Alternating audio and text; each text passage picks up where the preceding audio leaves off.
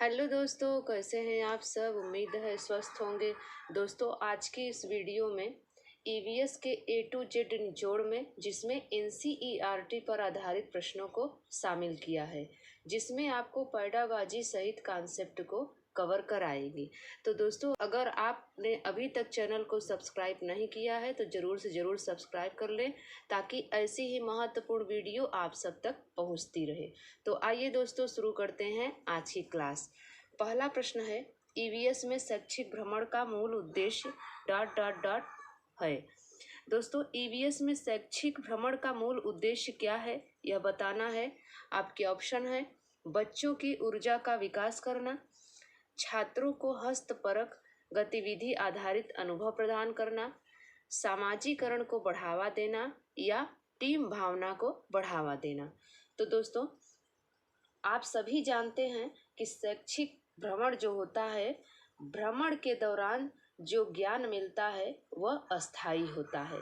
इसलिए इस प्रश्न का सही ऑप्शन हो जाएगा बी, कि ईवीएस में शैक्षिक भ्रमण का मूल उद्देश्य होता है छात्रों को हस्तपरक गतिविधि आधारित अनुभव प्रदान करना।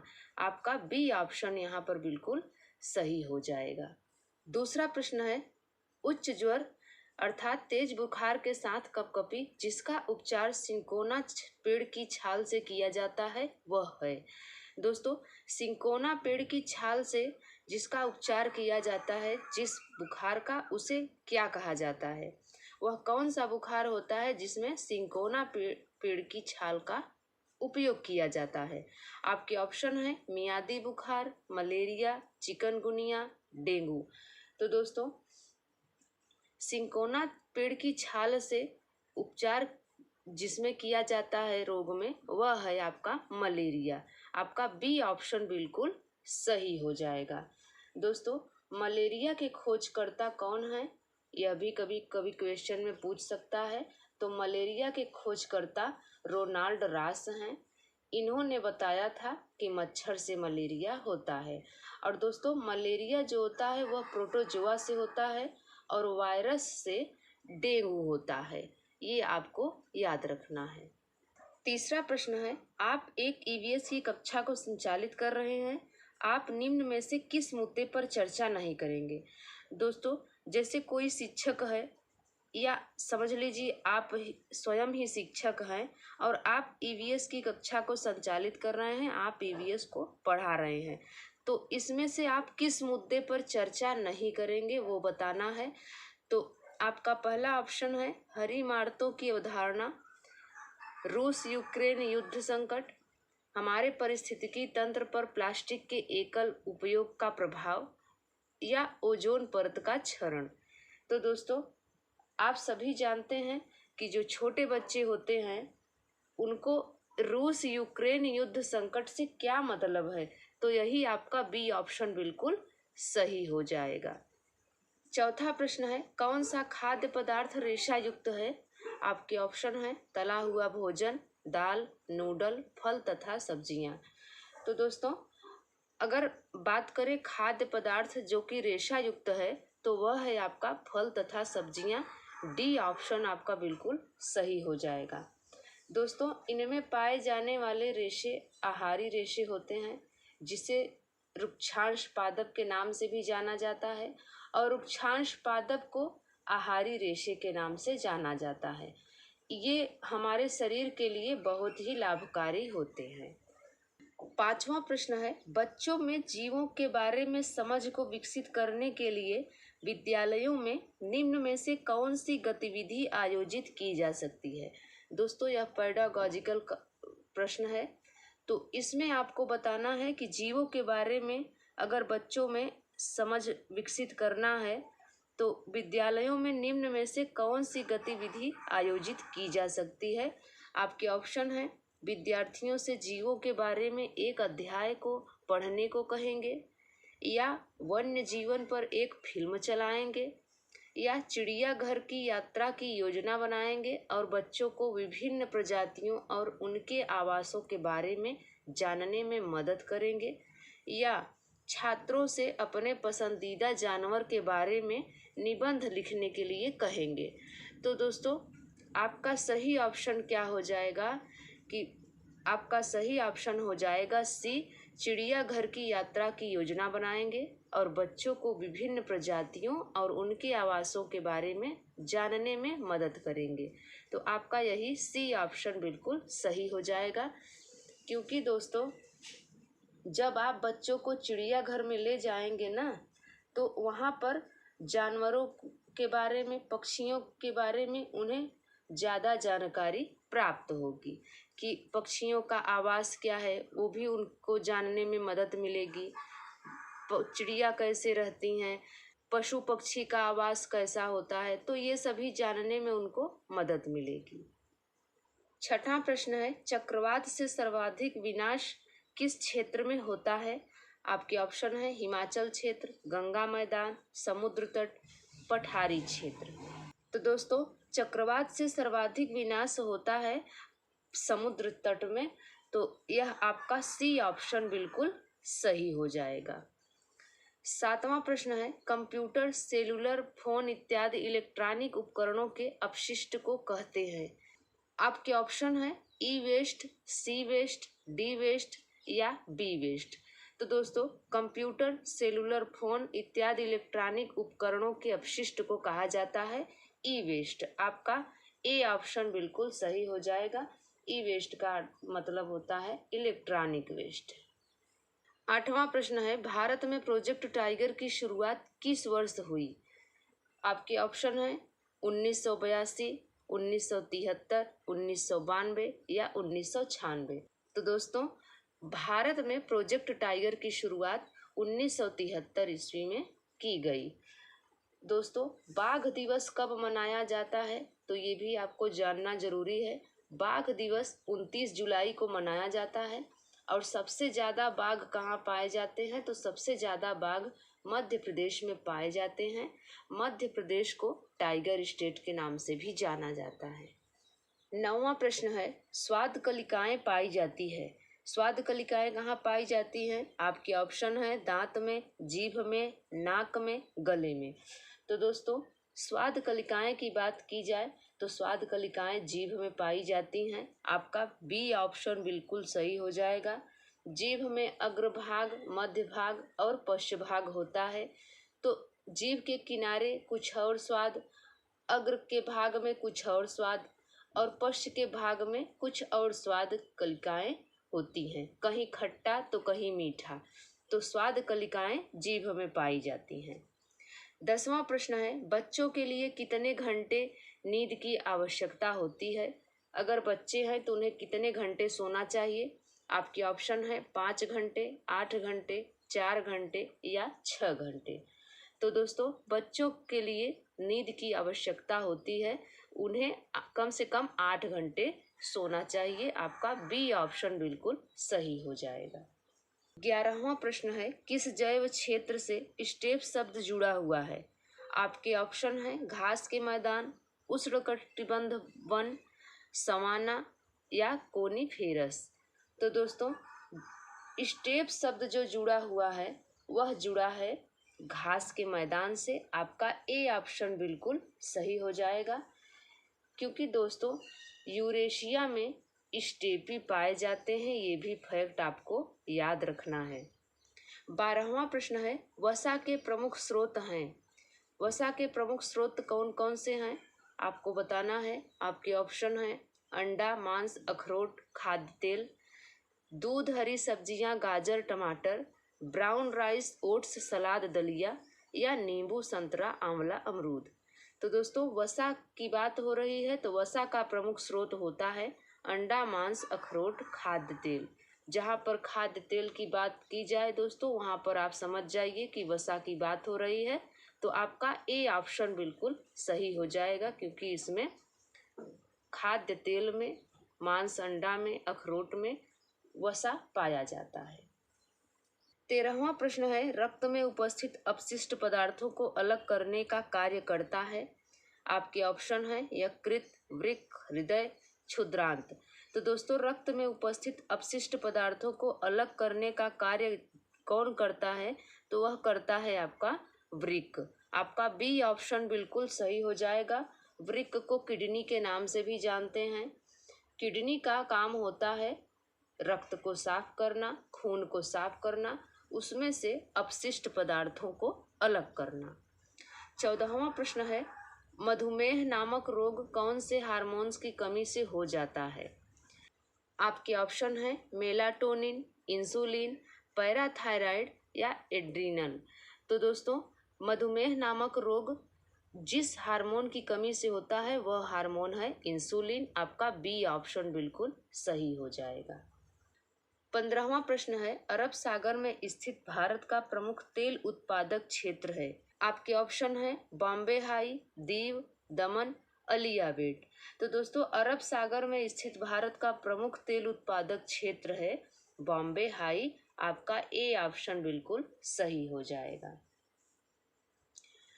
16वां प्रश्न है, निरंतर होने वाले सामान्य शोर के दुष्प्रभावों के कारण को कहते हैं। तो निरंतर होने वाले सामान्य शोर के जो दुष्प्रभाव होते हैं उनको क्या कहते हैं? आपके ऑप्शन है मीठा जहर, धीमा जहर, तीव्र जहर, अस्थाई जहर। तो दोस्तों, निरंतर होने वाले शोर को कहा जाता है धीमा जहर। आपका बी ऑप्शन बिल्कुल सही हो जाएगा। यह जो है यह धीरे धीरे इफेक्ट डालता है।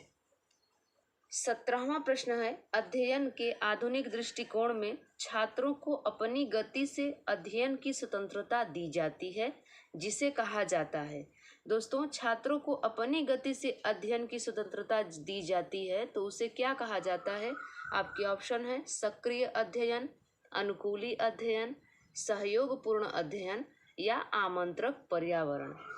तो दोस्तों, छात्रों को अपनी गति से अध्ययन करने की स्वतंत्रता जिसे दी जाती है तो वह कहलाती है सहयोगपूर्ण अध्ययन। आपका सी ऑप्शन बिल्कुल सही हो जाएगा। यह दोस्तों पैडागॉजी का पॉजिटिव वर्ड है, जहाँ पर सहयोगपूर्ण अध्ययन आ जाए, अर्थपूर्ण आ जाए, तो ये सब पॉजिटिव वर्ड होते हैं। 18वां प्रश्न है, किस रेडियो सक्रिय तत्व के विकिरण से उपजाऊ मृदा भी नष्ट हो जाती है? आपके ऑप्शन है स्ट्रांसियम, यूरेनियम, थोरियम, उक्त सभी। तो दोस्तों, यहाँ पर आपका सही ऑप्शन हो जाएगा डी, उक्त सभी। क्योंकि दोस्तों, स्ट्रांसियम हो गया, यूरेनियम हो गया, थोरियम हो गया, ये सभी रेडियो सक्रिय तत्व होते हैं। ये उपजाऊ मृदा को भी नष्ट करने वाले होते हैं। और दोस्तों, थोरियम जो है यह केरल में पाया जाता है। 19वां प्रश्न है, निम्न में से भारतीय राज्यों में से किस राज्य की कोई समुद्री सीमा नहीं है? आपके ऑप्शन है गुजरात, गोवा, महाराष्ट्र, राजस्थान। तो दोस्तों, कौन सा वह राज्य है जिसकी समुद्री सीमा नहीं है? तो वह है आपका राजस्थान। डी ऑप्शन बिल्कुल सही हो जाएगा। बाकी गुजरात, गोवा, महाराष्ट्र ये सभी समुद्री तट के किनारे बसे हुए हैं। 20वां प्रश्न है, कार्बोहाइड्रेट तथा वसा युक्त भोजन को कहते हैं।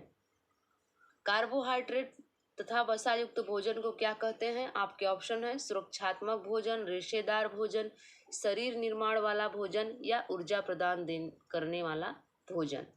दोस्तों, कार्बोहाइड्रेट जो होता है उससे हमें एनर्जी मिलती है, तो कार्बोहाइड्रेट तथा वसा युक्त भोजन को कहते हैं ऊर्जा देने वाला भोजन। आपका डी ऑप्शन बिल्कुल सही हो जाएगा।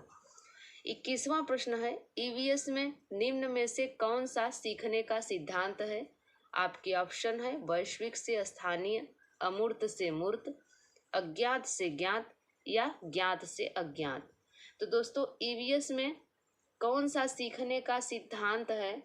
तो वह है ज्ञात से अज्ञात। आपका डी ऑप्शन बिल्कुल सही हो जाएगा। क्योंकि दोस्तों, पहले से जो जानकारी है वहाँ से शुरू करके जो हमें नहीं मालूम है वहाँ तक जाना है।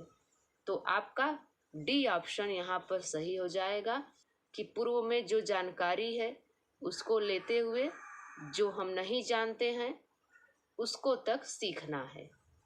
22वां प्रश्न है, अत्यधिक तापमान के कारण किसे तापीय द्वीप कहा जाता है?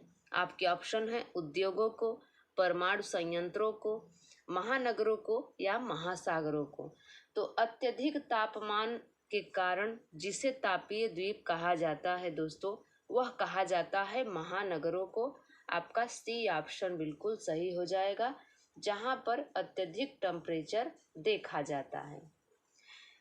23वां प्रश्न है, किस एनसीएफ ने पर्यावरणीय अध्ययन को प्राथमिक स्तर पर एक समन्वित पाठ्यक्रम क्षेत्र के रूप में पढ़ाए जाने की सिफारिश की थी? तो वह कौन सा एनसीएफ है दोस्तों, जिसने कहा था कि प्राथमिक स्तर पर पर्यावरण अध्ययन को शामिल करना चाहिए, पर्यावरण अध्ययन को पढ़ाना चाहिए? तो आपके ऑप्शन है NCF 2005, NCF 1988, NCF 2000, NCF 1975। NCF का क्या अर्थ होता है? एनसीएफ का फुल फॉर्म क्या होता है? तो एनसीएफ का फुल फॉर्म होता है नेशनल करिकुलम फ्रेमवर्क। तो एनसीएफ 2000 ने कहा था, आपका यहाँ पर सी ऑप्शन बिल्कुल सही हो जाएगा। एनसीएफ 2000 ने कहा था कि प्राथमिक स्तर पर पर्यावरण अध्ययन को शामिल करना चाहिए। 24वां प्रश्न है, रेडियो सक्रिय तत्व हैं। आपके ऑप्शन है एल्यूमिनियम, कैडमियम, यूरेनियम, तांबा।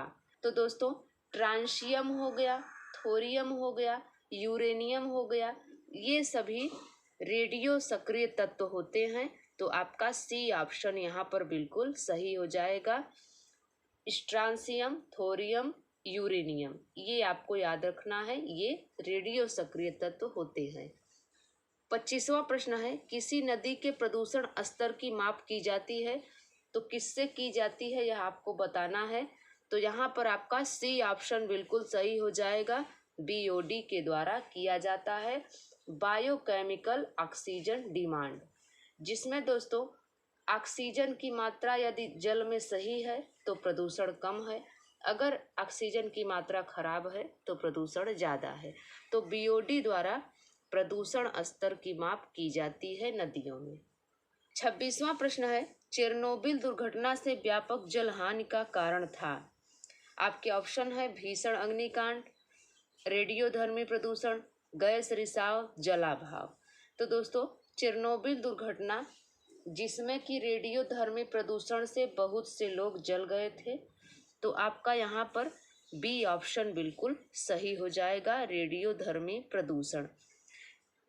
इसी को कहा जाता है चेरनोबिल दुर्घटना, क्योंकि दोस्तों रेडियोधर्मी प्रदूषण से बहुत से लोग, हजारों लोगों की संख्या जो थी वह लोग जल गए थे।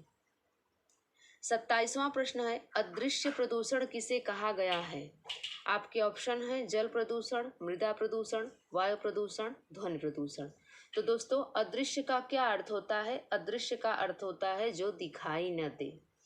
तो अदृश्य प्रदूषण कहा गया है ध्वनि प्रदूषण को। आपका डी ऑप्शन बिल्कुल सही हो जाएगा, क्योंकि जल प्रदूषण को आप देख सकते हैं, मृदा प्रदूषण दिखाई देता है, वायु प्रदूषण भी दिखाई देता है, लेकिन ध्वनि प्रदूषण नहीं दिखाई देता, इसलिए इसे कहा जाता है अदृश्य प्रदूषण। इसे धीमा जहर भी कहा जाता है। 28वां प्रश्न है, छोटे समूह चर्चा निम्न में से किसे प्रोत्साहित करती है? आपके ऑप्शन है सक्रिय साझेदारी, पारस्परिक सत्र, सहकर्मी आधारित संचार या उपरोक्त सभी। तो दोस्तों छोटे समूह चर्चा जो ग्रुप्स हैं वो प्रोत्साहित करते हैं उपरोक्त सभी को। आपका डी ऑप्शन बिल्कुल सही हो जाएगा। 29वां प्रश्न है, सर्वाधिक ध्वनि प्रदूषण किससे होता है? आपके ऑप्शन है मोटर गाड़ी, हवाई जहाज, जलपोत, जेट विमान। तो दोस्तों सर्वाधिक ध्वनि प्रदूषण होता है जेट विमान से। आपका डी ऑप्शन बिल्कुल सही हो जाएगा। 30वां और लास्ट प्रश्न है, परिवार विषय पर गतिविधियां और अनुभव बच्चों में ... को बढ़ावा देंगे। परिवार विषय पर गतिविधियां और अनुभव बच्चों में क्या किसे बढ़ावा देंगे यह आपको बताना है। आपके ऑप्शन है आत्म जागरूकता को, समझ को, संप्रेषण को या सामाजिकरण को। तो दोस्तों परिवार विषय पर गतिविधियां और अनुभव बच्चों में आत्म जागरूकता को बढ़ावा देंगे। आपका ए ऑप्शन बिल्कुल सही हो जाएगा, क्योंकि दोस्तों आत्म जागरूकता का मतलब होता है अपनी समझ को बढ़ाना। तो दोस्तों आपको यह वीडियो कैसी लगी आप कमेंट्स में ज़रूर बताएं।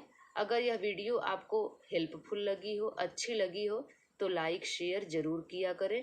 तो मिलते हैं दोस्तों अगली वीडियो में, तब तक के लिए नमस्कार।